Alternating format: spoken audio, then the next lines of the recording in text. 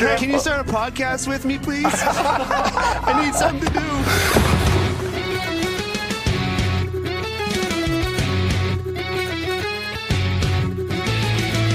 Pastrnak sent it out in front of Malkin to save. They score! Elias Lindholm looks to the heavens. Here's a chance. Potter right in and goal. He scores. Oh my! What a move by the rookie. 2-on-1. Pastrnak moving in with Marchand. Get it to it. Score! The zone. Coyle dances in. Backhand score! Lindholm right wing corner. Pastrnak is there. He scores! David Pastrnak wins it for Boston.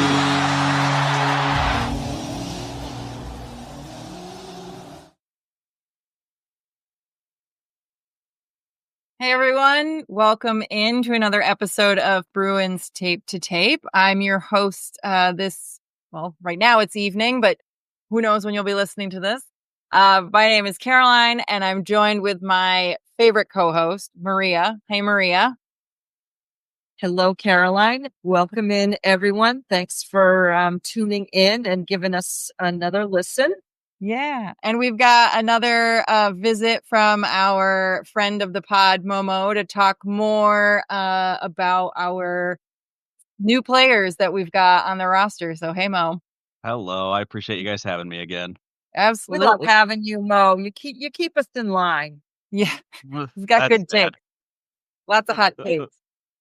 So, little bit of housekeeping before we dive in, but of course, today we're going to be talking about our new goaltending acquisition that came via trade right before free agency. Joonas Korpisalo coming to us from Ottawa, and there's been a lot of interesting takes about his acquisition and what role he's going to be playing on the team. Hey, Bruins fans, have you gotten your gear for the Four Nations Face-Off yet? There's still time to show your support for your favorite Bruins playing this month. Shop the NHL store with us by clicking the link in our show notes and get free shipping on orders of $24 or more now through February 7th. This NHL season has been as unpredictable as a puck rolling on its edge. No one knows where it's going. But that just means there's time for your favorite team to figure things out. Fingers crossed that my Boston Bruins figured things out, and games left for you to get in on the action at DraftKings Sportsbook, an official sports betting partner of the NHL. It's super easy for first-timers to get started. Try betting on something simple like picking a team to win, or my favorite bet is an anytime goal scorer. Go to the DraftKings Sportsbook app, select your team, and place your first bet. And if you are new to DraftKings, listen up. New customers bet $5 to get $150 in bonus bets instantly. Download the DraftKings Sportsbook app now and use code THPN. That's code THPN for new customers to get $150 in bonus bets instantly when you bet just $5. Only on DraftKings. The crown is yours. Gambling problem? Call 1-800-GAMBLER. In New York, call 877-8-HOPE-NY or text HOPE-NY 467-369. In Connecticut, help is available for problem gambling. Call 888-789-7777 or visit ccpg.org. Please play responsibly. On behalf of Boot Hill Casino and Resort in Kansas, 21 and over, age and eligibility varies by jurisdiction. Void in New Hampshire, Oregon, and Ontario. Bonus bets expire 168 hours after issuance. For additional terms and responsible gaming resources, see dkng.co/ftball. NFL Plus Premium offer available only to new and former NFL Plus subscribers. Additional NFL Plus Premium terms at nfl.com/terms. So, to switch gears a little bit, Korpisalo. So we're all aware of the circumstances of the trade. This was Mo, as I think you like to call it, a hockey trade. This was purely business. I think, what to kind of maybe set the tone of the conversation, we're not going to talk about why did they have to do it or hash into the details about, oh, well, they should have done this or they should have done that. End of the day, the Bruins were in a position that was not really in their favor. Yes, they had an extra goaltender, but the market for goaltenders wasn't super hot. You had a couple of folks who were on the move, but these GMs don't operate in a vacuum. There's no way that they don't know generally who's going where, what their plans are, right? So I believe, is it Markstrom who went to New Jersey? I think so. So like Yep.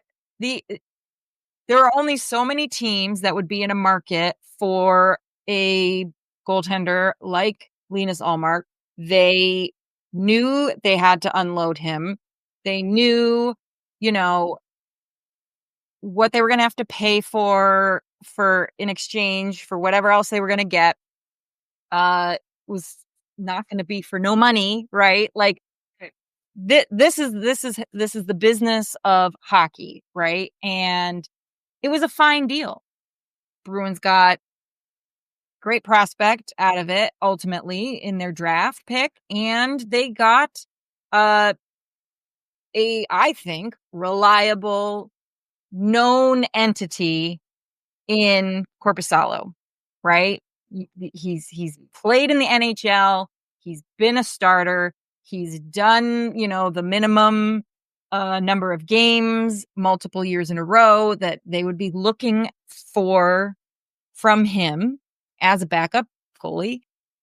And at this point, from my own personal experience, and you guys can agree or disagree, seeing what they did with Linus Ullmark coming from a comparably bad team, I trust the system. So I'm not worried. I don't get the complaints, but then again, I think lots of folks want the Boston Bruins to look like their fantasy team, and they don't live in a reality The world of a $90 million cap. So Yeah. to some degree, we're listening to some of the same commentary as when the Bruins picked up Linus Ullmark. same. Why do they want this guy? He's a bum. He's this. He's that. $5 million. Oh my God. $5 million. That's crazy. I mean, we don't need to rehash all of that. That just doesn't seem much different to me. Yeah. Right. In that, you need a steady backup. I think you need a proven backup. Yeah. Our hope and our intention is that Jeremy Swayman is going to be the Bruins' #1 goalie starting the season in October. Right. Is he going to be able to play every game? No. Right. I think we've learned over the last few years with this trend of being able to, doesn't need to be, split duties, but it needs to be a workload balance if you're going to get the best out of your #1 goalie during the course of the playoffs. Mm-hmm. And I see Korpisalo as a very similar reclamation project as Ullmark. Exactly. So what do you make of the criticism of why would you go out and get this guy who had a terrible year last year, pay him a couple $1 million when you've got Brandon Bussey waiting in the wings? Yeah, I mean, it's a valid point, but at least for me, Korpisalo has more experience than Bussey. Bussey is NHL, let's say is that. a good is a good AHL goalie, but he hasn't played in the NHL, and that's a completely different monster, a completely different beast. And at this point, in my mind, the Bruins are still pushing to be a Stanley Cup contender. They're not trying to rebuild. They're not trying to see who they have in prospects, right? It's not what was a decade or so ago when they were kind of crappy and, kind of middling. So he doesn't cost that much. In the whole scheme of things, he's what, $3 million a year? And the cap went up this year. The cap's supposed to go up another $4 million, I think, next year. right? Isn't supposed to go to 92. The Bruins are going to clean up another 1.3-ish million to get rid of Riley's cap off the dead cap. So they're going to have a ton of cap space to play with. It's one of those things where even if it doesn't work out, he's only got 2 years left, and maybe they buy him out, maybe they try to trade him again. It's really a win-win situation. Right. And he's had good seasons, right? Columbus, he was pretty solid. And he's not going to have to, well, hopefully not have to play 50 games this year. He's going to have to probably play, 30-ish, I would say, hopefully. So, and goalie Bob should fix him, should help him, right? And the biggest thing that I've heard and seen on the boards and whatnot is Korpisalo's biggest thing is he's not consistent, which is a bad thing for a starting goalie. Probably not the worst thing for a backup. So, and he's good in high danger. And he was on Ottawa. Put that into context. Their defense is shit. He's going to face a lot of shots. They're going to play a different system than the Bruins, where the Bruins are more reliable in their own zone. They've signed Lindholm, who's supposed to be a great kind of defensive wizard and center, should help. They got Zadorov, who's a beast. Carlo, hopefully, if he stays healthy, is blossoming into one of the best and probably underrated defensive defensemen. So I think he's coming into the right situation, kind of like what Allmark was when he came over from Buffalo. And I'm worried, but I'm not that concerned, if that makes sense. So definitely, well, and looking at his statistics, Ottawa year aside, when he was in LA, Columbus, and what is that? LA and Columbus, the previous season, he had over a 90 save percentage, right? He had 921 in LA, and he had 911 in Columbus. So for a backup goaltender, I find that acceptable. Yeah. Sure.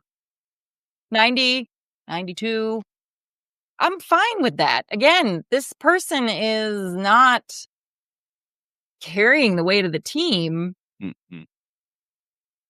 So, and he's played at this level. That's the biggest difference. I don't think people truly understand that, to kind of paraphrase something that Andrew Rakoff said very recently on Skate Pod. People see this guy make a fantastic save in a preseason game, and they make then the assumption that you can extrapolate that to a season's worth at the NHL level. And how many times did we see, even just last season, some of our rookie players coming up because they needed them, right? Not because they necessarily were like, oh, you've been doing a great job, right? Like Mason Lohrei was coming up a handful of times because of injuries. And you definitely got the sense that, okay, he's doing okay at this level, but he really needs to go back to truly understand the difference, right? The same thing with John Beecher. He got sent back. When he came back up, he was running, right? Like there is such a huge difference. And just because you see this guy be phenomenal in Providence doesn't mean anything, because he's not facing players like Connor McDavid and David Pastrnak on a nightly basis in the AHL. At some degree, too, you have to look at, are you doing a disservice at some point to the growth and development of a particular player, especially a goalie, because they are unique characters in and of themselves. And, I think back to what a disaster it was from Malcolm Subban. Just that, it couldn't have gone any worse for a young goalie, to be brought up from Providence into, thinking that you were giving him a soft landing spot with a start against an NHL team that, was not doing well. And the kid gets, lit up like a Christmas tree. So, Yep. I think to some degree, it's the Bruins are being responsible and respectful to the growth of the player and to the investment that they've made in that player. And honestly, do we really want to go into next season with, again, it's going to say this with confidence, Jeremy Swayman as our number one goalie? Do you really want Swayman playing 60 to 70 games? No. It's his first, first foray as your number one guy? Right. No. So how are you going to do that with, a player that you're not sure is quite ready to handle that level of play? Right. Exactly. I think of him more as an insurance policy, especially considering not that investing in Jeremy Swayman is a risk, but paying a lot of money for a player for a length of time is a risk for the business, right? Because he could get hurt. He could all of a sudden stink. He could be a bust. Look at like Locker and Raycroft. I mean, they were supposed to be guys that were awesome, and they were out the next year. Right. So as much as fans want the Bruins to give him an 8-year deal, I bet the Bruins don't want to give him an 8-year deal. I bet they don't want to either. Yeah. No, I think they probably want to go 4 or 5 and see how he ages. I'd be hesitant. Right. So it's one of those things. Yeah. So, and you need a more, how would you say it? Right. You need a more reliable backup because your number one goalie can't be Broder or Roy and play 70 some games again, where your backup is 6 games a year. It's just, it doesn't work going into the playoffs. You need to be fresh. Especially now where the game is more side to side lateral in the offensive zone, where they're trying to do those kind of dot to dot passes for the one timer, where I feel like maybe back in the old days, it was more kind of north south. This is more of an east west kind of game, as well as feed the point, shoot it to the net, go for tips, go for rebounds, where your goalies need to be more athletic. And I would think, Caroline, correct me if I'm wrong, but you want your goalies to be more athletic, which the older you get, the more you lose that ability. Right. So you don't probably want a goalie signed long term when they're in their mid 30s. So hopefully, and Korpisalo's right there. He's 30, 31, He's 30. somewhere around. Yeah. He's So 30. Yep. I mean, you want to consider him, and you want any good backup goaltender to be like, he's the thumper. He's there. Right. He's old, reliable. And to your point, the expectation of these goaltenders being a lot more physical and more athletic, that is physically more demanding. And we're not going to see the trend of lightening your number one goalie's workload go away, right? Like, it's pretty well established at this point that the days of 75, 80 plus games for a starting goaltender are gone. That's not plausible anymore in today's because and the game and part of the reason is that they were able to do that was because the game was very different too, right? Like they were not playing the same style of hockey. And I remember hearing a conversation during the season of how, yes, nobody else was splitting up the with the rotation quite like the Bruins were, but that trend has started to increase, and that you can see a significant difference, positive significant difference for goalies. The number one case being Connor Hellebuck, who over the last 3 seasons has been slowly decreasing his number of starts and arguably has been getting better and better, even though he's getting older, right? So time is going by. He's playing fewer games. Now, granted, in the 21-22 season, he played 66 games, which is just absolutely outrageous as a 28-year-old. Last season, he played 64. And then this past season, he played 60 and he's got a Vezina to his name. So, the last time he won a Vezina, he played 58 games. So there's something there. And, you want, if you're expecting a little bit more in terms of workload from that backup goalie, you want to have someone that you don't have to really train from the start, right? Like, it's just, Bussy just doesn't have the experience. And maybe this year we will see. Maybe there's going to be a handful of games that he's going to get called up to serve as backup just for the hell of it. Who knows? It would make sense. It would. I think so. Especially if they have plans to allow Korpisalo to use his time in Boston as that launch pad that a lot of pundits have been saying that, it's a great spot to be in because, like, Halak, you can jump, right, and get a good deal. Vladar, you can jump and get a pretty decent next deal, right? So I'm not worried. Isn't the NHL I'm rarely worried, though. Yeah. Isn't the NHL schedule this year a lot of, like, game, day off? Isn't it a lot? Isn't it kind of hectic? So it's very hectic. It is. So I was just going to make that point with all the parity in the league.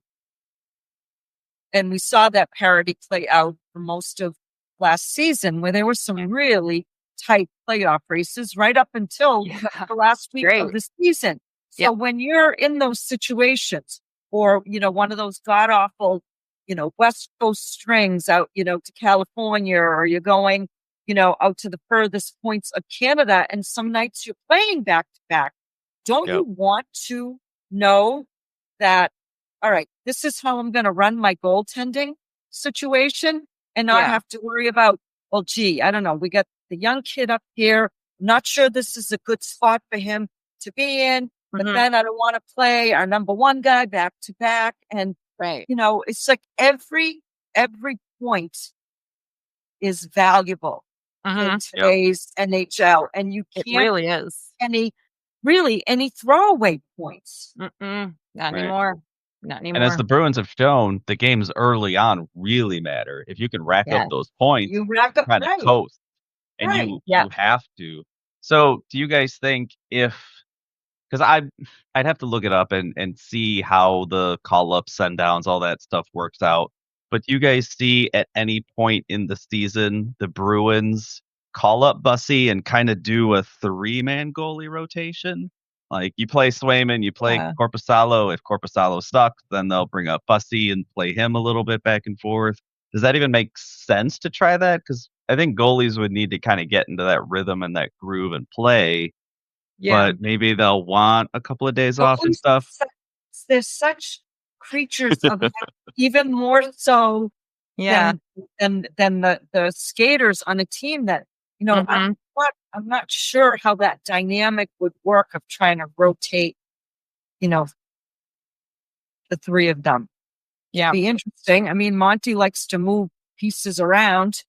I think though, if you just look at the numbers, so I'll bring out my handy dandy calculator. Is it a calculator watch? No, my watch is too. I can't do. I mean, I could if I really tried, but I don't think I could navigate it. So if we think so, Swayman went from 41 games last season. I think he's probably going to be asked to do at least 50, right? 50 games. So that's 32 starts. And if you were to divide that by 3, I mean, if if you were to take that and you gave 2/3 to Korpisalo and like 1/3 of those games potentially to Brandon Bussi, I mean, that's still 20 games, 22 games for Korpisalo, 8 or 10 games for Bussi in an 82-game season. Wouldn't be the worst thing in the world. I still think that, I mean, maybe it wouldn't be that many for Bussi, but I'm confident he's going to be spending more time in Boston, whether it's practice, serving in that way. I'm not going to be surprised if we see him a couple of times, 2-3 times minimum, but Bussi. Right. Yeah. But we'll see. It'll be interesting. And yeah, I don't know how many people or if you guys have faith, but I have faith in goalie Bob that he'll attempt to fix him and give him some pointers. And it's going to be up to Korpisalo to actually go through with it and listen and be open to it. But I still, maybe it's the optimist in me, but I have faith in the Bruins front office and their ability to maybe get behind more younger players and more prospects and try to give them a shot if they want to do it, right? There was talk about giving Lysell or Merkulov a chance. Maybe they'll give Bussi a chance and see if he can kind of prove himself. I don't think it's a given right now that Korpisalo is your backup, right? I mean, I would think Bussi could potentially, what if he has a gangbusters preseason and he, I was just going to say, right? So we'll likely be seeing him in the preseason. Yeah. For I would sure. say probably more than him and Swayman will probably get a game and that's probably about it, right? How many games is there in the preseason? 5? 3. 5-ish? Because I know they're doing the one up in Buffalo. Well, they got the development one that happens in Buffalo. That's for just like the prospects and prospects. Right? Yeah. And then there's I think 5. I thought it was 5-ish. Yeah. So I'm looking at this schedule right now. There's 4 that I see in the last week of September. Right. And then I think there's at least 3 in October. There's 3 in October. Mm-hmm. So there's enough for them to. That's a good way, And again, yeah, everybody should make their case. And that's how Patra got on the team. Right. Yep. During the opportunities that they're given, make your case. Make your case. Yep. So, but anyways, time will tell. We shall see what happens. Very curious. Just when you think you know what this team is going to do and how everything's going to go down, you realize, oh no, we don't know actually what those conversations are. Well, you know what? This is the first time in quite some time that going into training camp, there is a little, I don't want to say goalie drama, but there's questions around. Yeah, for sure. Yeah. Who will be the backup goal? Right. Who will actually be backup goal? Yeah. Yeah. But for now, we'll close the chapter on Mr. Korpisalo. And as again we get closer to actual gameplay, we'll keep chatting about some more new folks on the roster and a little bit of a look back, I guess, as we get ready for the 24-25 season. But until then, thank you, Momo. Thank you, Maria. Always a pleasure. Thank you, Mo. Thank you. And just remember, if you enjoyed the conversation, you can like and subscribe. Follow us on Twitter, on Threads, Mastodon. Hit that follow. Give us a review on Spotify and Apple Podcasts and wherever you listen to podcasts. And follow us on YouTube because we're pretty hilarious. But again, as I always like to say, go Bees. Go Bruins. Go Bees.